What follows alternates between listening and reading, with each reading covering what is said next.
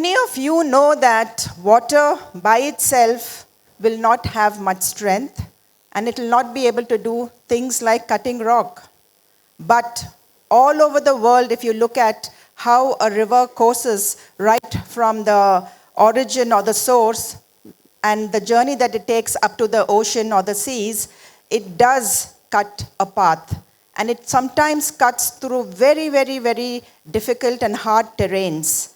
And that is what is the essence of persistence. Small improvements, small efforts is what will help you accomplish, what will help you to reach to the next step in your goals. How do you go about doing that? You go about doing that with discipline. And I think that was one of my strong attributes, because I had the discipline, because I had that consistency to be able to achieve something, that I've been able to transcend my own career and come to this particular level today. A little bit about my own background. I come from a very, very conservative community, and this community is known for only grooming their sons, grandsons, and all the male members to be able to go out of the home to indulge in a career or in a profession. Whereas for women, we are only meant to be good homemakers, grow up to be good wives, and then maybe good mothers. From such an environment, for me to be able to have an ambition, for me to be able to have some aspirations, to be able to do something else different from what was actually meant for me, actually took a lot of will, took a lot of persistence to be able to convince people to come out of that stereotype which women were put into almost 3 decades back. As I say, and as I've shown in this, discipline will lead to habits that are being formed. It will lead to consistency, and consistency will lead to growth, which is very necessary for all of you. Now, if anybody had asked me, would I have accomplished all the educational qualifications that I had achieved so far, probably back 30 years back, they wouldn't have said anything. They would have said, I don't think she's capable of doing that. A lot of times, we look at people and we judge them. We assume that, because he's gone to IIT or because she's gone to IIM, they're super intelligent, they can do anything. But we in industry today see that such people really don't get to the top. We have people who actually come from the other places who, with their hard work, with their consistent efforts, actually are proving to be all the more successful. Why is that? Because I feel personally that a lot of them don't come with the ego. They have more humility, and they're able to put in that dedication and that effort to be able to move forward. Definitely, hard work beats talent on any given day, and I'm proof of that. I was very poor in math when I was small, and I really never actually liked any of those mathematical or the STEM subjects, barring science. I was actually very good in the biological sciences and wanted to become a doctor like my own father. Unfortunately, that path closed for me because I didn't get through the medical entrance. And what did I do? I didn't just sit at home. I went ahead and then utilized whatever opportunity was given to me and used that effort to another stream of subjects, and that was in economics, it was in political science, and it was in public administration. Today, I understand that those subjects prove to me more valuable than probably me studying medicine, because today I'm in a position where I'm able to offer employment to at least 1,000 people.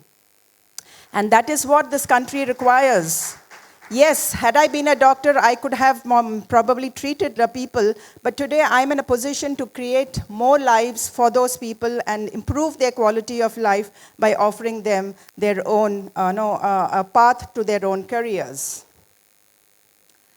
Another thing is, while I was growing up in my own childhood and crossing and cruising in my own career, there were some barriers that I had to overcome. First barrier was gender. Now, being a woman, especially 30 years back, having ambition, having the guts to be able to do something, meant that I had to overcome a lot of these barriers. how do I go about doing that? I mean, I actually was not groomed to be that aggressive, to be that assertive. We grew up in an environment where women are supposed to be very submissive. They are supposed to be silent. They are not supposed to rock the boat. But I had to do those things if I meant that I didn't want that life and rather wanted a life of a professional. So we had to overcome fear. And that, I think, is one of the main areas where I was able to prove myself that never stay for too long in a zone where you are comfortable. Because I remember once long back somebody telling me, the moment you are comfortable, you become complacent. And the more you become complacent, that shows that there is no growth. And if you are not growing, then you are not actually adding any value, not only to yourself, but also to the people around you, and ultimately to the organizations that you work for, or to the community and to the society. So there are 4 zones. The first zone is the comfort zone, which normally all of us tend to love to be in because we don't like to rock the boat. We don't like to be uncomfortable. But if you come out of that, that is when you will enter the fear zone. And if you have the consistency, if you have the persistence to be able to be disciplined enough to overcome whatever challenges you're facing in that zone, that will then take you to the next zone, which is the learning zone. The learning zone means that you will have to have an agile mind. You will have to have an open mind. And that will enable you to learn much more, to be able to imbibe a lot of the information that is all around you. And this is not just for students who are sitting in classrooms and learning from their professors, but it is a learning all throughout your life.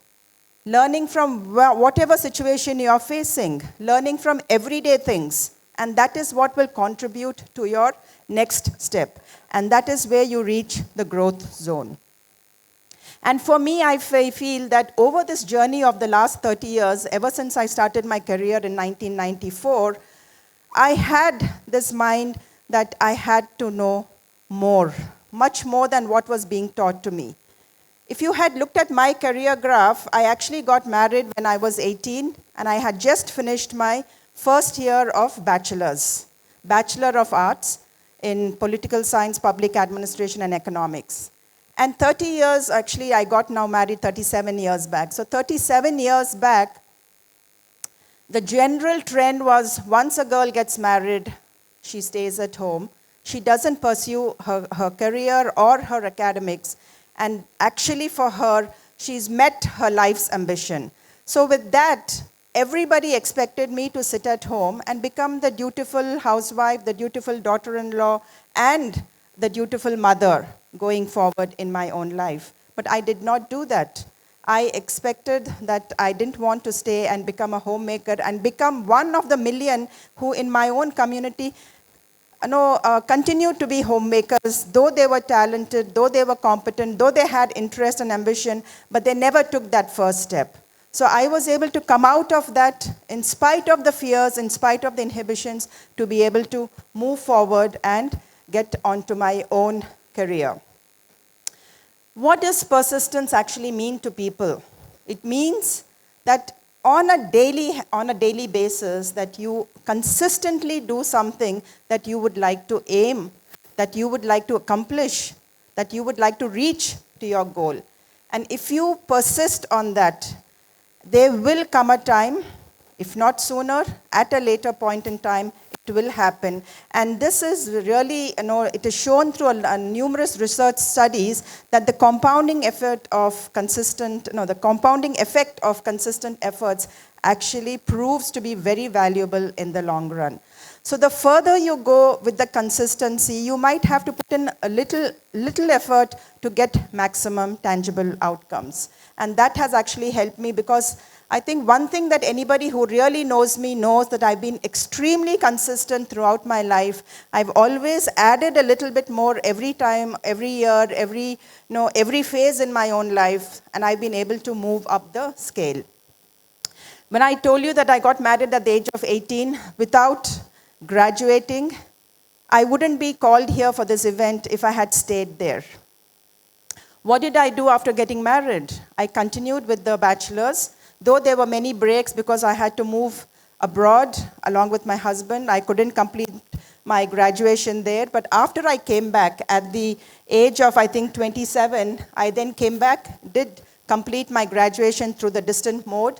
And then what did I do? Nobody guided me, nobody groomed me, because everybody expected me to just be a housewife. But what did I do? I looked up what were the possible opportunities at that point. And then that was when there was an institution called the TEDxVJIT, which is the Institute of Chartered Financial Analysts of India. They had just started a physical program, and I applied for it. And to my happiness, I was offered a seat there. But when I joined the college, I was the oldest in the class of almost 89 students.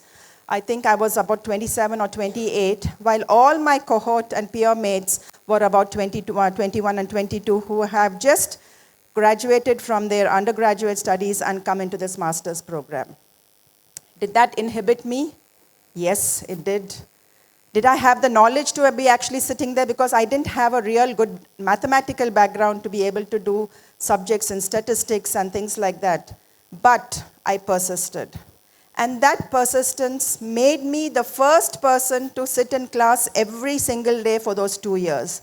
And this is despite the fact that I had 2 children to take care of. I had to be the quintessential daughter-in-law of an Indian community, of an Indian household. I had to take care of all the personal obligations. So I used to be the first person in class and the last person out of class during the weekdays whenever we had classes. Whereas my classmates, they were boys, they were no youngsters, they looked at the first opportunity to bunk classes, maybe hand in projects late. I used to be very diligent in handing over my projects, imbibing whatever was taught in class. And this was an era where we didn't have computers too much, we didn't have the internet. We didn't have the social media distractions that we have today. We didn't have that influence of the outside external world. You're not exposed to too much, but you had to be able to understand what was happening around you. So we had other means and ways of doing that. But after that entire 2 years, I was able to, with pride, say that I graduated second in that class. And this was purely not because I was intelligent or no better than any of my cohort. It was only because I was persistent and diligent in doing everything that was necessary, whereas all my classmates just took the entire 2 years in a very light-mannered way, and then they just sailed through. So that is what a compounding effect of consistent efforts does to a person. In this journey of mine, and while I've been sort of accomplishing milestones, I've been accomplishing a lot of goals that I wanted to accomplish in my journey. What do you do by building up that portfolio of skills, that portfolio of abilities to be able to add value to your organization, to the institutions that you are part of? Is you try to build a legacy. You try to build a legacy and you inspire people. And that's what I realized when after that I got into my profession. I worked for quite some time in different companies. I know my AV actually told you the areas that I worked. It transcended manufacturing, it transcended services. I worked in cement industry, I worked in the financial services industry, and each industry comes with its own set of challenges. It comes with its own set of uniqueness. So how do you utilize the time in those companies to be able to imbibe the knowledge, to help understand what is necessary that you should be able to add value back to the organization rather than being a burden to the company? By doing that, I think this was the time when I actually started a more outward outlook onto the work aspect itself, because those days, especially women, what we used to do is we used to come to office, work, go back home, take care of the family. We never had that social angle towards our professional life, which in today's terms means that you need to network, you need to go to outside conferences, you need to be attending seminars, you need to be ultimately adding knowledge to your own self. You should be making yourself visible to the outside professional community. And in those days, this was done very, very rarely by women. And I think I was one of the very first few women that was actually going to these places and making myself visible and also talking at these places. And so that's how I was able to get into the position of being the first chairperson of CII for the state of Telangana when it split. And my work had been really recognized and rewarded by all the people in that community. So they extended my tenure for another year. So I think I'm the only chairperson that had this position for a period of 2 years. Now, what do we talk about? I mean, why do we need to be persistent? Why do we need to be consistent? Because ultimately, everybody loves success. Everybody wants to be successful. But when we see successful people, we think that, oh, they've had everything on a platter given to them. And a lot of people who look at me feel that even I come from some position of influence and I come from a position of affluence. Therefore, she had it very easy in her life and she's been successful. But that is just the opposite of what each individual who has reached that pinnacle of success, because they would have gone through so many of the things that we don't see that happens behind the scenes. Same is the case with me. I've had to face a lot of failure in my life. I've had to face a lot of challenges. These were discriminations, gender. This was within the family. It was in external settings. But what actually sets us apart is that you do not get cowed down by these challenges. In fact, it should spur you to take you to the next level and to help you overcome that.